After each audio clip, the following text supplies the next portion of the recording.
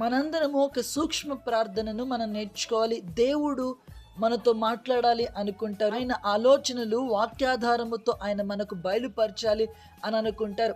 అలా అయితే మనం చేయాల్సిన సూక్ష్మ ప్రార్థన ఏంటంటే, దేవుని సన్నిధిలో మోకరించి మౌనంగా కండ్లు మూసుకొని కనిపెట్టాలి. 37వ సంకీర్తన 7వ వచనంలో యెహోవా ఎదుట మౌనముగా నుండి ఆయన కొరకు కనిపెట్టుమని వ్రాయబడినదే.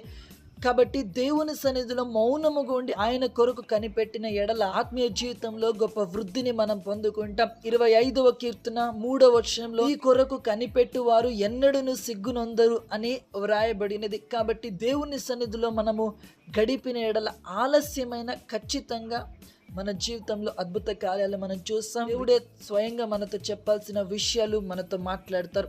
ఇది నువ్వు నమ్మాలి. నమ్మినప్పుడే అద్భుత కార్యాలను నువ్వు చూస్తావు. ఈ వీడియో కనుక మీకు నచ్చినట్లయితే దయచేసి లైక్ చేయండి, షేర్ చేయండి, సబ్స్క్రైబ్ చేసుకోండి. అలాగే